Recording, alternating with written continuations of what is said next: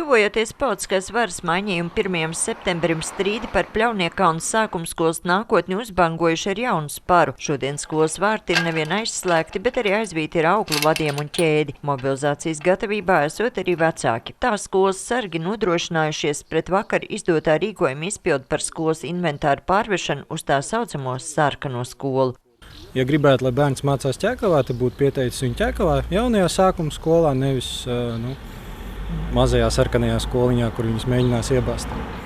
Neizpratne par rīkojumu atbrīvot skolu direktors atvaļinājuma laikā ir arī mācību pārzina, kas jaunajā sasaukumā būs arī deputāti no jaunās konservatīvās partijas. Mums tomēr rūp bērnu drošā vide šajā skolā, nevis Ķekavas sākuma skolas sarkanajā skoliņā, kā viņi dēvē jau ilgu laiku.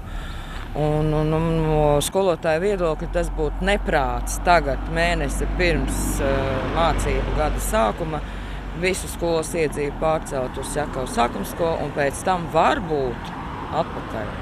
Tikmēr pašvaldības pārstāvji rāda vēl pēc krāsas smaržojošas klases, kur remonts izmaksājas gandrīz 50 000 eiro, tur nonākšot Pļauniekkalnes skolas mēbeles. Par pašvaldības lēmumu, kas paredzēja esošo sākuma skolu nojaukt un vietā uzbūvēt jaunu, bet tikai nedaudz lielāku ēku, gan uzsākta tiesvedība administratīvajā tiesā, apturēta arī visu ar skolu saistīto būvatļauju darbību. Jūsuprāt, jūs nepārkāpjat administratīvās tiesas pagaidu nolēmumu?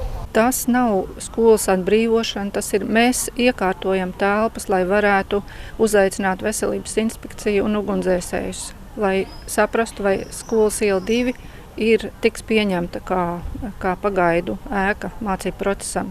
Šodien gan lēmums par skolas inventāru izvākšanu tomēr atlikts, un ja deputāti lems, skolēni varēšot palikt Pļauniekkalnes skolā. Viens strīdi noveduši pie tā, ka tādā gadījumā ļoti īsā laikā būs jānovērš valsts būvniecības kontroles biroja atzinumos par pienākumu uzliktais, un arī moduļiem, bez kuriem 190 bērniem vietas nepietiek, konkurss beigsies tikai 14. augustā. Pašreizējā vara gan uzskata, ka atbildība par šo situāciju jāuzņemas vecākiem un skolas padomei.